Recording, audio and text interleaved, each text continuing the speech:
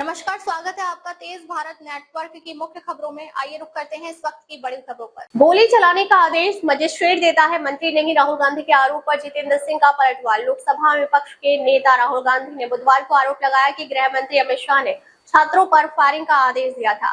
मामले को लेकर सदन में जमकर हंगामा हुआ। अब केंद्रीय मंत्री जितेंद्र सिंह ने जवाब देते हुए कहा कि गोली चलाने का आदेश मंत्री नहीं बल्कि मजिस्ट्रेट देता है। पूर्व पीएम मनमोहन सिंह के खिलाफ बंद हुआ कोयला घोटाला केस। सुप्रीम कोर्ट का 11 साल बाद फैसला। सुप्रीम कोर्ट ने कोयला ब्लॉक आवंटन घोटाले के मामले में पूर्व प्रधानमंत्री मनमोहन सिंह को क्लीन चिट दी है। सुप्रीम कोर्ट के एक विशेष जज ने समन जारी करने के आदेश को रद्द कर दिया और सीबीआई द्वारा दाखिल क्लोजर रिपोर्ट को स्वीकार कर लिया। जेल हो या फांसी, दिसंबर तक हर हाल में वापस बांग्लादेश लौटूंगी, पूर्व पीएम शेख हसीना का ऐलान। बांग्लादेश की पूर्व प्रधानमंत्री शेख हसीना ने आज बुधवार को कहा कि गिरफ्तारी, जेल या मौत की सजा का खतरा होने के बावजूद वह दिसंबर तक अपने देश लौटने के लिए तैयार है। शेख हसीना अगस्त 2024 से नई दिल्ली में रह रही हैं। उन्होंने कहा कि वह घर लौटने के बाद जो होगा उसका सामना करने के लिए तैयार है। पत्नी और 6 बच्चों को गोलियों से भूनकर पति ने किया सुसाइड। इंटर्न के साथ अफेयर का था आरोप। अमेरिका की मिशिगन में 6 बच्चों के साथ मारी गई महिला ने अपनी मौत से पहले पति पर एक युवा इंटर्न के साथ कथित अफेयर का आरोप लगाया था। उसने रेडिट पर इस अफेयर से उसके रिश्ते पर पड़ रहे असर के बारे में भी लिखा।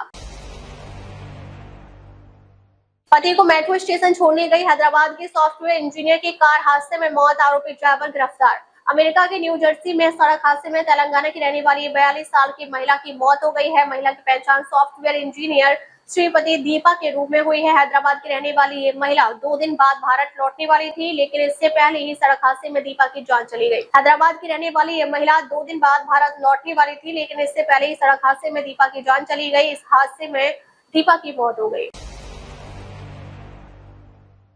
नॉन स्टॉप 24 घंटे से ज्यादा की उड़ान, क्वांटास के प्लेन ने रिकॉर्ड तोड़कर रचा इतिहास। क्वांटास की फ्लाइट में आसमान में नया इतिहास लिख दिया है। ऑस्ट्रेलियाई एयरलाइन क्वांटास ने अब तक की सबसे लंबी कमर्शियल फ्लाइट पूरी कर ली है। इसके लिए खास तौर पर मॉडिफाई किए गए एयरबस A350 ने फ्रांस की टूलूज में लैंड करने से पहले 24 घंटे से ज्यादा समय तक उड़ान भरी।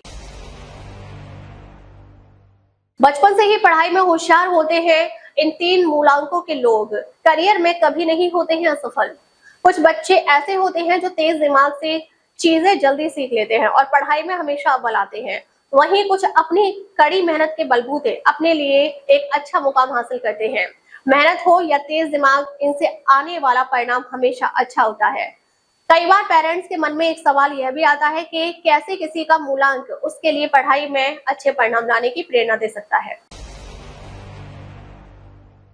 40% टूटा शेयर, फिर भी मुकुल अग्रवाल ने बढ़ा दिया दाव। रेखा झुनझुनवाला का भी है निवेश। शेयर बाजार में अक्सर माना जाता है कि जिस शेयर में बड़ी गिरावट आ जाए उससे दूरी बना लेनी चाहिए, लेकिन कई बार बड़े निवेशक वही करते हैं जो आम निवेशक सोच भी नहीं पाते। जब ज्यादातर लोग गिरते शेयर से बाहर निकलने की कोशिश करते हैं, तब कुछ अनुभवी निवेशक उसी शेयर में अपनी हिस्सेदारी बढ़ा देते हैं। ऐसा इसलिए क्योंकि वे सिर्फ मौजूदा गिरावट नहीं बल्कि कंपनी का आने वाला भविष्य भी देखते हैं।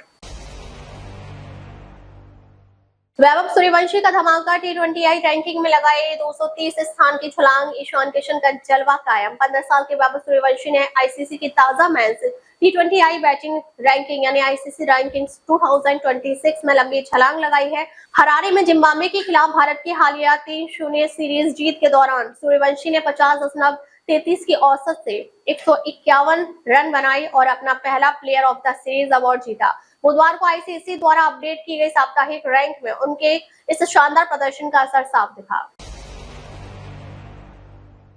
1000 करोड़ के बजट में बनी अल्लू अर्जुन की राका, फैंस को बड़ा सरप्राइज देंगे Italy. South superstar Allu Arjun लंबे समय से अपनी आने वाली फिल्म राका को लेकर सुर्खियां बटोर रहे हैं। अब खबर आ रही है कि निर्देशक इटली की राका का बजट 1000 करोड़ होने वाला है। साथ ही इसमें एक बड़ा सुपरस्टार कैमियो करता हुआ भी दिख सकता है। पूरा मामला क्या है, आइए जानते हैं। दूसरी बार बाप बनने फीमेल फैन ने रणवीर सिंह के साथ किया फ्लर्ट, वायरल वीडियो ने खींचा फैंस का ध्यान। एक कमर्शियल शूट का behind the scenes video online सामने आने के बाद एक्टर रणवीर सिंह चर्चा का केंद्र बन गए हैं। यह क्लिप सोशल मीडिया पर वायरल हो गई है और फैंस एक्टर की हाजिर जवाबी का खुशमिजाजी पर्सनालिटी की तारीफ कर रहे हैं। इस वीडियो को एक्ट्रेस दीक्षा नारंग ने शेयर किया है।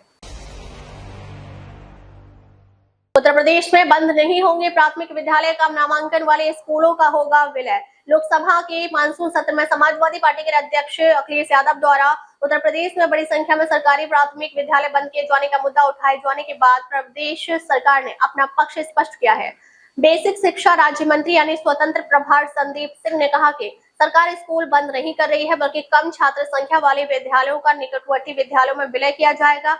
जिन विद्यालयों में कक्षाएं संचालित नहीं होंगी वहां पहली बार प्री प्राइमरी कक्षाएं शुरू की जाएंगी। उन्होंने कहा कि प्रदेश में प्री प्राइमरी शिक्षा की व्यवस्था पहली बार शुरू की जा रही है। गुरु पूर्णिमा पर संत प्रेमानंद का वृंदावन में भव्य स्वागत, रास्ते में शिष्यों ने बिछाए गुलाब। गुरु पूर्णिमा पर संत प्रेमानंद के शिष्यों ने उनका जोरदार स्वागत किया। बुधवार सुबह अपने गुरु का पूजन और श्री राधा के लिए कुंज में भक्तों को दर्शन देने के बाद संत प्रेमानंद जब यमुना विहार कुंज आश्रम पहुंचे तो भक्तों ने रास्ते पर गुलाब के फूल बिछाए। इस पर चलकर जब संत प्रेमानंद अपनी कुटिया में पहुंचे तो आश्रम के अंदर शिष्यों ने स्वागत किया। बिहार में टीआरई 4 का इंतजार खत्म, 32,388 शिक्षकों की होगी भर्ती, सीएम सम्राट ने किया ऐलान। बिहार में शिक्षक बनने का इंतजार कर रहे लाखों अभ्यर्थियों के लिए बड़ी खबर है।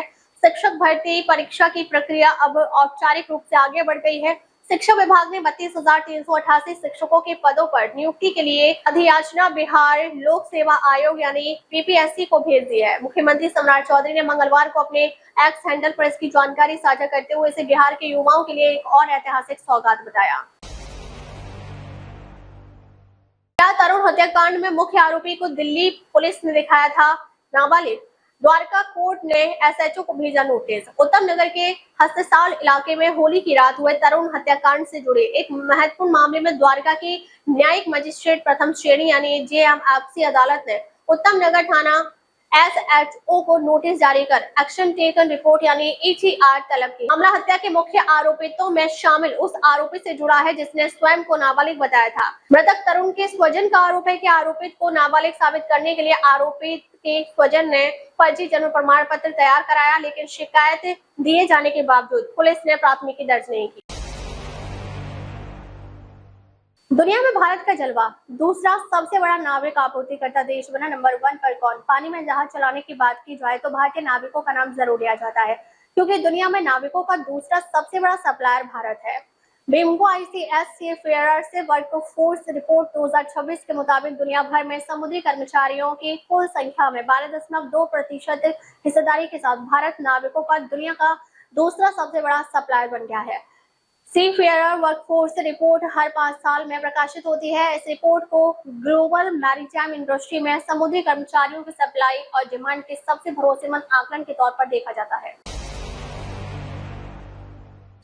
जवान ऊर्जावान और हालात के अनुसार ढलने वाले बने पीएम मोदी का अधिकारियों को संदेश। प्रधानमंत्री नरेंद्र मोदी ने अहम आर्थिक मंत्रालयों के बड़े अधिकारियों से मंगलवार को कहा कि सरकार को युवा और भविष्य की सोच रखने वाली होनी चाहिए। यह संदेश उन्होंने पेपर लीक के खिलाफ जैन जी के विरुद्ध प्रदर्शनों के बीच इंस्टाग्राम पर अपनी बात रखने के कुछ दिनों बाद दिया। डीफेक और डिजिटल अरेस्ट माना जाएगा, अलग अलग अपराध सरकार पेश कर सकती है बिल। सरकार ने मंगलवार को कहा कि वह संसद के मौजूदा सत्र में एक बिल पेश कर सकती है जिसमें डिजिटल अरेस्ट और एआई से बने डीफेक को अलग अलग माना जाएगा। सुप्रीम कोर्ट ने कहा था कि मौजूदा कानूनों में इन अपराधों को कोई परिभाषा नहीं है। सॉलिसिटर जनरल यानी एसजी तुषार मेहता ने कहा कि इस कानून का मकसद डिजिटल अरेस्ट और एआई जनरेटेड डीफेक को खास अपराधों की श्रेणी में रखना और उनके लिए सजा तय करना होगा।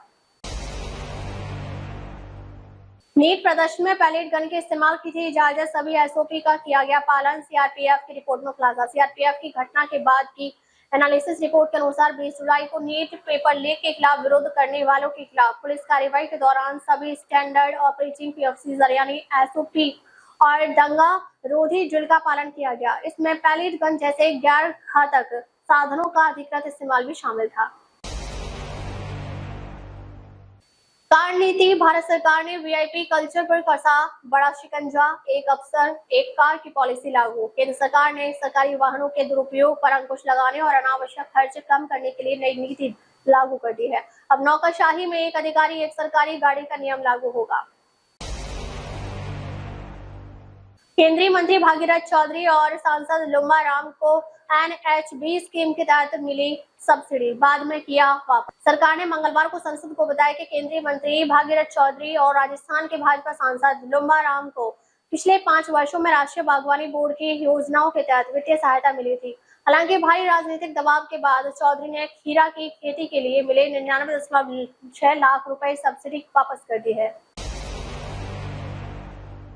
भोजशाला विवाद पर सुप्रीम कोर्ट में आज होगी सुनवाई। नमाज के वैकल्पिक स्थल को ठुकराने के रुख पर मंदिर पक्ष की नजर। ऐतिहासिक भोजशाला विवाद में सुप्रीम कोर्ट में 29 जुलाई को होने वाली अंतरिम सुनवाई पर मंदिर पक्ष की नजर है।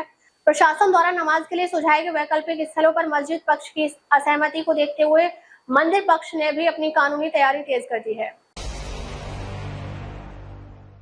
ज़ेलेंस्की नेतन्याहू की मुलाकात से 1914 जैसे हालात। रूस ईरान के खिलाफ साथ मिलकर लड़ेंगे यूक्रेन, इजराइल और अमेरिका। रूस और यूक्रेन के बीच करीब 4 साल से युद्ध चल रहा है। वहीं इस साल फरवरी में अमेरिका इजराइल के ईरान पर हमला करने से मिडिल ईस्ट में भी युद्ध छिड़ गया। ये दोनों युद्ध अलग अलग भू राजनीतिक घटनाओं के तौर पर चल रहे हैं, लेकिन मंगलवार को अमेरिका में यूक्रेन के राष्ट्रपति वोलोदिमीर ज़ेलेंस्की और इजराइल के प्रधानमंत्री बेंजामिन नेतन्याहू की मुलाकात ने कई तरह की अटकलों को शुरू कर दिया है। AI ने बदली पढ़ाई की दुनिया, पाठकों को मिल रही किताबों से बातचीत की सुविधा। जरा सोचिए एक ऐसी दुनिया के बारे में जहां आप किताब पढ़ते समय उससे कोई सवाल पूछ सके। अब नए AI टूल्स यही सुविधा दे रहे हैं, जिससे पाठक ठीक ऐसा ही कर सकते हैं। इन टूल्स की मदद से यूजर्स को ई-बुक या ऑडियो बुक के साथ साथ एक AI चैटबॉट भी मिलता है। जापान में भूकंप से तबाही, 13 लोगों की मौत और कई लापता। बचाव अभियान जारी। जापान के दक्षिण पश्चिमी हिस्से में मंगलवार 28 जुलाई को भूकंप के तेज झटके महसूस किए गए। रॉयटर्स के मुताबिक भूकंप के तेज झटकों के बाद तटीय इलाकों के लिए सुनामी का अलर्ट जारी किया गया था, लेकिन फिर बाद में अलर्ट वापस ले लिया गया। जापान में आए इस भूकंप ने भारी तबाही मचाई है। इस भूकंप की वजह से अब तक 13 लोगों की मौत हो चुकी है, वहीं कई लोग अभी भी लापता है। रूस से तेल खरीदने पर भारत चीन पर 100% टैक्स लगाने की तैयारी में ट्रंप सरकार। यूएस सीनेट में पास हुआ बिल। यूएस सीनेट ने रूस पर प्रतिबंध लगाने वाले बिल को पारित कर दिया है, जिससे भारत और 4 अन्य देशों पर 100% तक टैरिफ लगने का खतरा पैदा हो गया है। अमेरिकी सीनेट में पारित हुए इस बिल का मकसद यूक्रेन पर हमले को लेकर मॉस्को पर आर्थिक दबाव बढ़ाना है। इस बिल के समर्थन में वोटिंग के दौरान 86 वोट पक्ष में और 12 वोट विपक्ष में पड़े। नाइट राइडर्स परिवार में हुई पुराने मैच विनर की वापसी। रयान टेड-डॉशेट को मिली बहुत बड़ी जिम्मेदारी। इंग्लैंड के व्हाइट बॉल दौरे के बाद रयान टेड-डॉशेट ने भारत क्रिकेट टीम के असिस्टेंट कोच का पद छोड़ दिया था। अब नाइट राइडर्स परिवार में उनकी वापसी हो गई है। नाइट राइडर्स स्पोर्ट्स ने रयान टेड-डॉशेट को अपना हेड ऑफ क्रिकेट स्ट्रेटेजी नियुक्त करने की घोषणा की है। अपनी इस नई भूमिका में रयान दुनिया भर में मौजूद नाइट राइडर्स की सभी टीमों के लिए क्रिकेट में जुड़ी रणनीति बनाने, टैलेंट खोजने और खिलाड़ियों के विकास की देखरेख करेंगे। मैं अनाथ हूँ, शिल्पा शिंदे का शॉकिंग खुलासा। लॉकअप 2 में वसीयत को लेकर भी खुला राज।